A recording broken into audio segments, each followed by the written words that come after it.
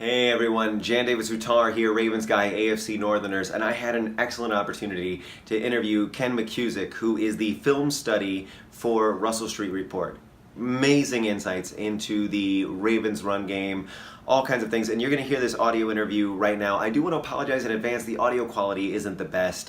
We had some technical difficulties, and I am not a good interviewer by any stretch of the imagination, so I apologize for that, but there's really good information for both Ravens fans, Steelers fans, and you Raiders fans, because we're going to be talking about that game coming up. So without further ado, here is my interview with Ken McKusick from Russell Street Report. Hey everybody, Jan Davis Hutar, AFC Northerners, and I am on the line right now with a brilliant guy for Buzz City. You probably know him through Russell Street Report, Ken McKusick. So you can also follow him on Twitter at Film Study Ravens. He writes for Russell Street Report. One of the people that I absolutely trust their O-line grades and stuff like that. And so we're going to really, real quick, just kind of break down offensive line grades and thoughts versus Pittsburgh.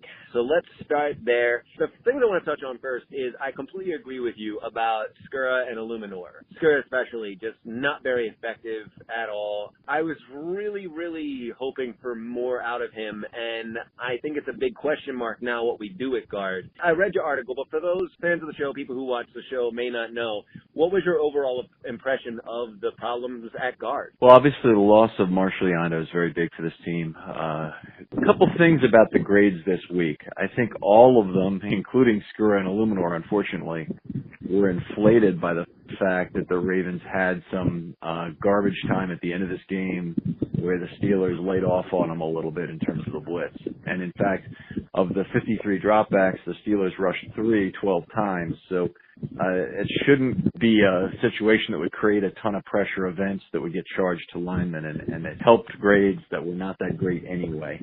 So I think that Hurst probably was a beneficiary of that. They're down to two guys who they probably hoped didn't see any action, did not see the field at all this year, and that's Skura and Illuminor. Illuminor had 16 of the 66 snaps, and Skura played 50 of them. Skura rated a D by my system. Parts of 2 sacks I scored him with, being the primary components of that grade. He had 2.5 pressures allowed, and worked out to .64 per play, and even with an adjustment, that's a D at guard. Illuminor, only 16 plays, as I mentioned, only made 10 blocks cleanly. Third of a penetration. He had a half a sack between 2 events as well, and .27 per play. So not a good grade, and overall between them works out to an F. A bad game, and hopefully the Ravens won't continue on with that level. Now, those two ranked as the second best player in London, or the second best combined position, I should say, in London. So hopefully it won't be as bad going forward. Exactly, and I really, it was really surprising to see also Jensen take a step back, because he had such a great game against the Jags. And it just seems like they were really either underprepared or just hugely jet lagged, especially like what we saw at guard. So yeah, same thing with Jensen. Like I don't know how to feel about Jensen as of yet. I still feel like it's too early. Now, all Ravens fans seem to, like last year especially, really loved blaming Hurst for a lot of the problems because Ravens fans were reactionary. Hurst, however, actually, you think he had a really great game. Well, not even a great game, but he had a better game. Yeah. I mean, anytime Hurst gets a B, everybody goes off like it's, there must be something wrong. He started off the game very poorly, and so on the very first drive, he gave up a couple penetrations on run plays that didn't look good. He actually recovered from that, made most of his blocks for the remainder of the game, finished with only 1 pressure allowed, and I scored a .77 per play, which at guard works out to be a B after adjustment. I know that, like, we saw Stanley wasn't bad. I think Stanley, of course, second year now, like, he's matured a little bit. We haven't quite seen, I think, the Ronnie Stanley that we were all hoping for. He was not the second coming of Jonathan Ogden as of yet, but even Jonathan Ogden took a while to develop. What is your feelings on Stanley so far? I know that you rated him a B, but again, you said that was kind of inflated. But how are you seeing Stanley develop so far in this second season for him? In his first season, as as he ended the year on a very big high note. I mean, it was a long upward climb for the last 8 weeks after a bad game against the Steelers in week 9. He really closed out the season on a very high note. And he was PFF's highest graded left tackle, I believe, for the last 8 weeks. Certainly as a pass blocker, at least that's true. But this year, I think we've seen less. It seems like he's been playing hurt and still recovering from the injury that occurred at the end of training camp. So it's been a tough and rocky road so far. This was one of his better games here. Again, you've got the inflation playing a fact. He looks a little bit more like Ricky Wagner this year, not the same kind of quick feet that he had last year to accomplish the task. Ricky Wagner, a very positional blocker who does something that he used to sacrifice ground in the pocket to block to the back pylon of the pocket, as I call it. So he'll gets a rusher effectively past the quarterback's sight lines to the back with giving some proximity to the rusher, but not a pressure. So Flacco, not because of him, Flacco did have a good sight lines in the pocket for most of the day. And giving up 3 pressures at left tackle, which is what I scored Stanley for in this game, is okay in a game of this length, and that's why the grade worked out how it did. Do you think that Cam Hayward was as big of a problem as I think that I see, or do you think that it was overall like just there was so many different defensive plays that they wound up running in order to counter?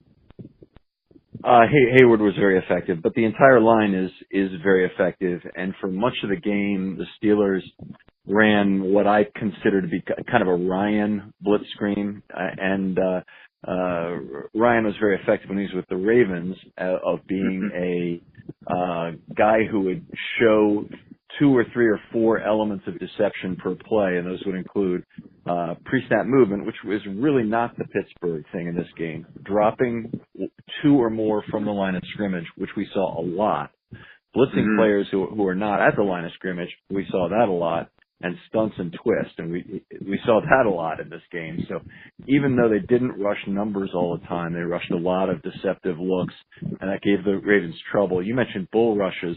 Those are often combined with other things as well, other elements of deception that give the line trouble. So even under those circumstances, a bull rush is more difficult. How are you feeling about the coaching and play calling off of the offense right now? Well, I'm not sure how much more play calling you can do given what the performance level has been. I mean, the running backs obviously are not doing anything special other than Collins, who is a fumble risk every time. So as a group, they're a very limited set. Allen has had a lot of trouble as a pass blocker, and that's really hurt the team. He's picked up a couple half sacks as I've scored it in the last 2 games. You know, they've had various troubles. West had 4 carries for -7 in this game, and West is somehow getting a pass on fumbling the football as well. Probably the focus is on Collins because he's actually been successful on a yardage basis. So, you know, it's a group that's had trouble. The tight ends are producing very little. Watson has been okay, you know, probably a little more than okay, but he wasn't getting open in this last game consistently the way he had the week before. Boyle has had a bad year as a blocker, and that's the thing the team really needs him to do. They've used Ricard less than what I expected, given the amount of offensive line troubles that they've had. So if you look back to Flacco's rookie year, they put a lot of max protect to try and get some receivers open. And I think that would work, by the way, with the Ravens' speed being what it is. If they went to some more 3-man routes with 7 blocking, or even with 6 blocking, where the 6th guy is not a running back, I think they'd have a better chance to develop some more intricate, deeper patterns, and that would give Flacco perhaps a little more confidence as well. The one thing I have heard said is that the Ravens need to be back in the shotgun. I don't believe that at all. You know, we saw what happened last year with Flacco in the shotgun all the time. It just didn't work. Defensive lines across the league were teeing off against him, and were very effective, frankly, at getting pressure under those circumstances. And Joe, frankly, has got to play better. He's got to throw the ball better. He's got to be more confident about stepping into his throws, and he's got to let his internal clock run its full course. You know, run a full 3 seconds and not run for 4 seconds, which makes all the difference in the NFL. I had a guy send a question into my show, and he was asking, why aren't the Ravens doing what they did in the first game of just running and running and running the ball? So what is your impression of that first game, and what is your impression of the Ravens run game as it stands? Ravens run game will be fine, and they can run the ball effectively if they're put in a game situation to do so, and they haven't had that opportunity the last 2 weeks, and it's been declining each week. The first half, the last 2 weeks, they've been outscored 42-0 combined. I think it's 23-0, 19-0. You can't run the football when you're down like that, so you can't do it. They did it the first week, and you can run the ball all game if you're going to win 20-0. I think the second week they were effective as well. Had to lead the entire game, never surrendered it, so they ran the ball as much as they wanted in that game as well.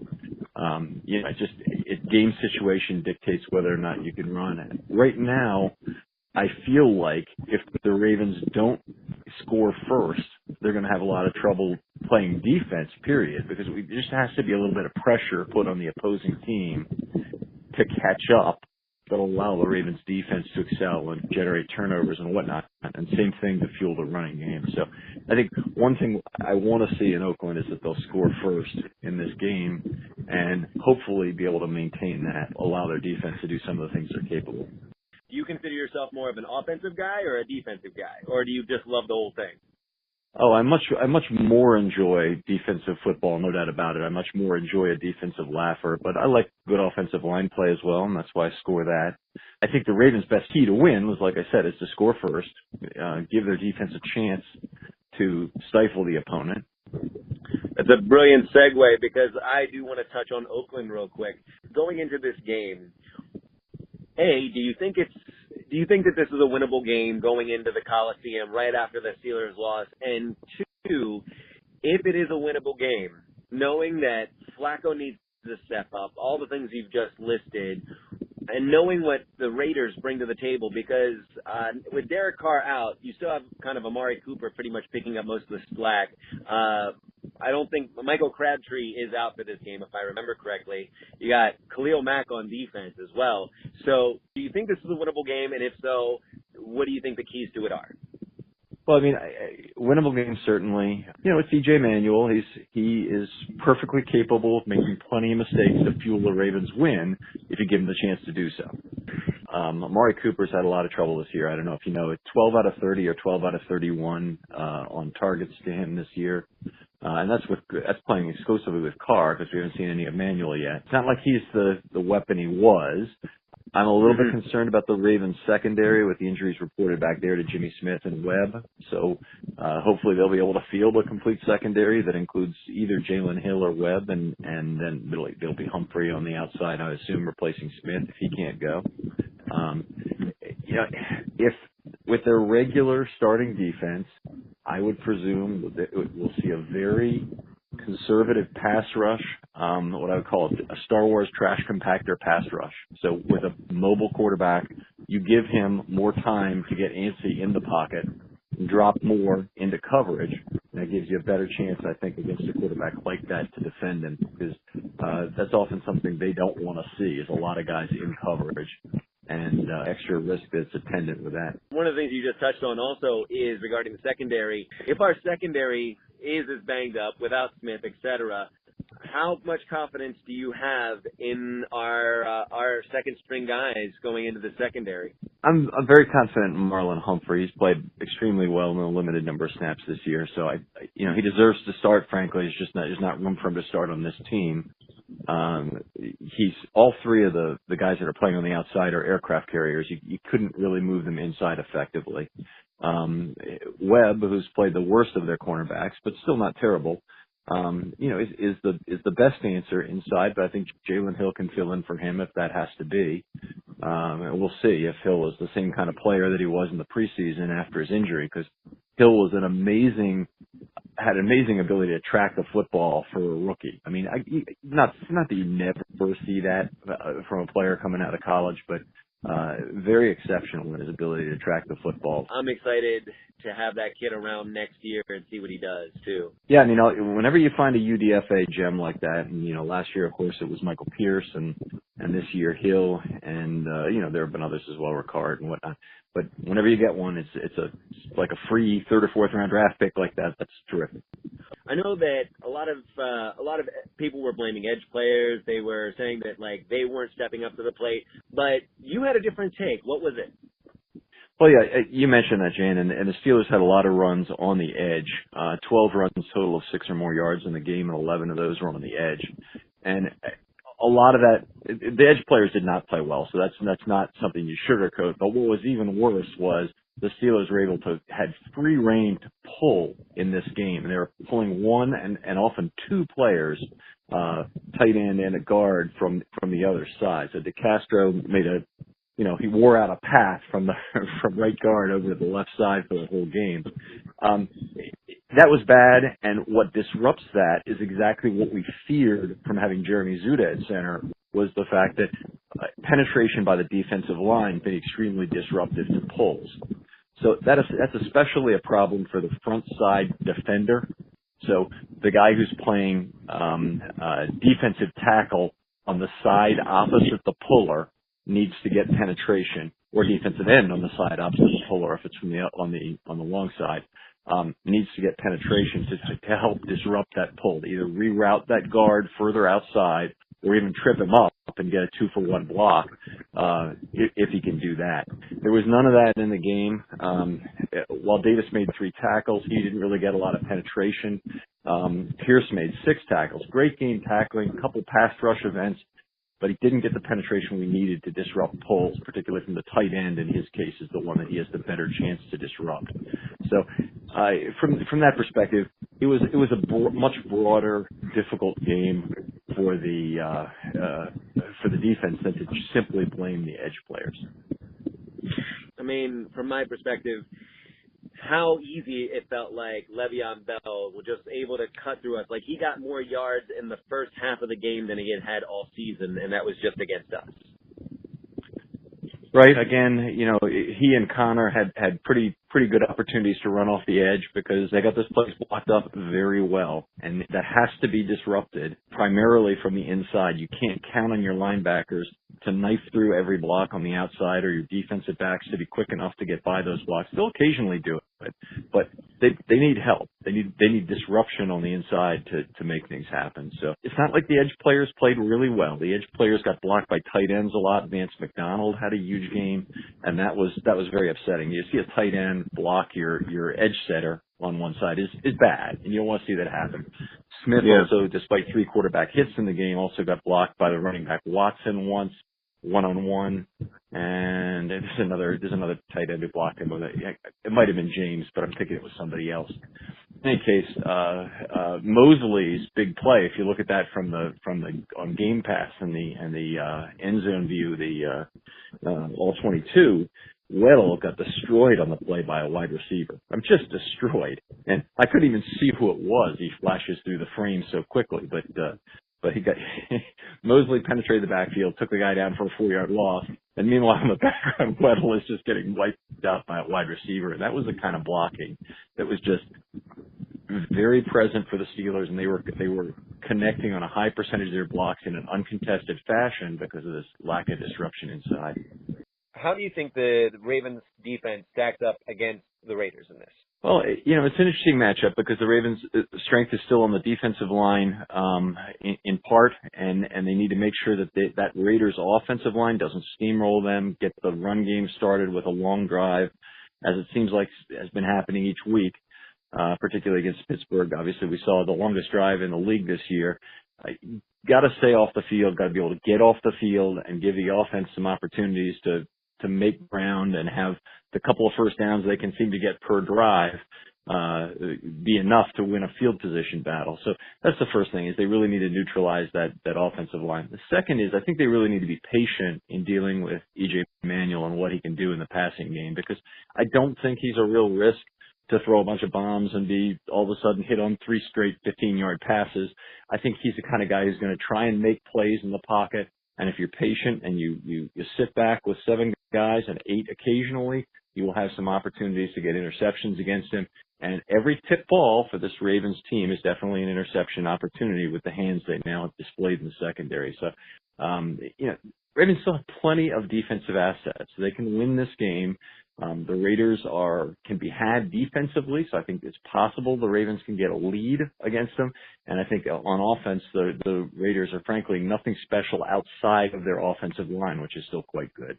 Again, I really appreciate you taking the time to talk to me, to take time out of your busy schedule. Seriously, guys, if AFC Northerners, if you're not already reading this gentleman's articles, you need to, because they are some of the most insightful things I've read. I'm really glad that Russell Street Report was able to pick you up, because, man, I really love having you there to, kind of break down some of the thoughts and some of the things that I miss whenever I watch games. Anyway, I don't want to hold you up. Thank you again for all of your time. I really appreciate it. Look forward to talking to you in the future. And we have a thing that we do here on AFC Northerners. When we sign off the same way, because it's the only way all 4 teams can sign off. And we sign off with, fuck the Patriots. So, Ken, again, thank you very much. And, guys, stay tuned. We're going to be having another episode come up next week. And looking forward to this Raiders game. Thanks, guys. All right. Thanks, Shan. Bye. Thank you.